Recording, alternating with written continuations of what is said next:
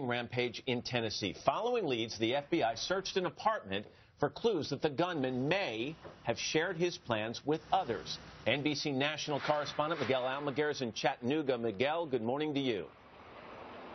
Matt, good morning. The FBI spent hours here focused on one apartment complex talking to neighbors. We know that the suspect spent time here, had friends in this area, but what they know remains unclear.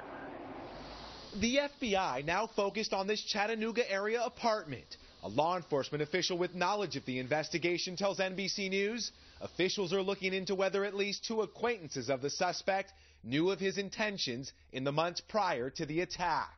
Before Mohammed Abdulaziz opened fire on two military facilities, killing 5, he sometimes expressed feelings, says a family spokesman. When he was, quote, vulnerable, the gunman was drawn to extremist views. In his darkest moments, thought of jihad.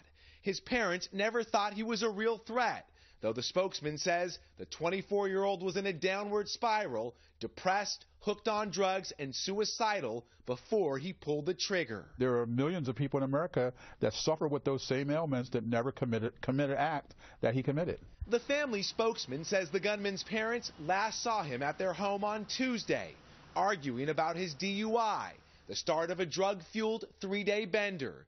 Abdulaziz rented the Mustang convertible he used in the shooting, speeding through Chattanooga with friends before the bloodshed.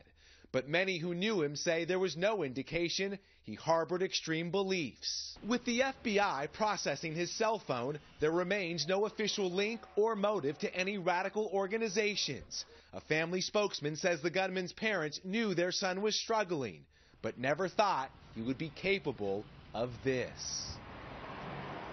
The gunman was living in a rented room with 2 other people about 2 hours from here, but he would spend his weekends and off time in this area, and we're told before the shooting he spent more and more time in this neighborhood.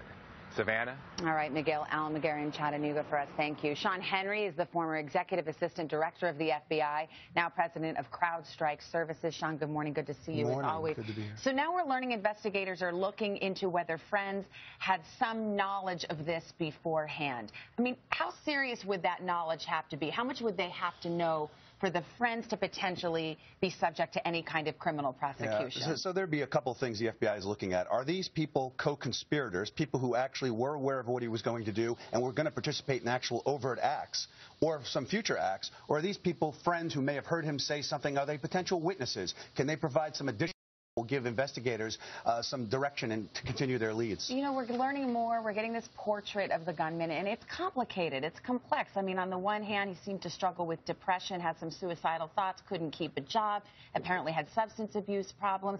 I mean, is this somebody who would be a ripe target for radicalization? I think that's absolutely right, Savannah. These are the types of people that are susceptible. They're not closely aligned necessarily with their family, or in some cases they start to pull away from their family. They're struggling with personal issues. They're looking for something to ground them, to bring them back. And this is one of the types of people, these types of situations ISIS wants to capitalize on. And they've got to be scouring his computers. Of course they are, to see whether or not he had any communication with anyone overseas. We know he spent some time in Jordan with some family. Maybe perhaps something happened there. I guess they'll be asking themselves. That to me is the critical piece of this investigation. That Jordan component, if in fact this is ISIS inspired or ISIS directed, they're looking at that connectivity. What did he do? Who did he meet with? Who did he speak with over there? And what was that critical change that when he came back caused him led up to this tragic event? So many questions this morning. Sean Henry, thank you very much. All right, Savannah, thank you. Donald Trump, we're talking about him again this morning because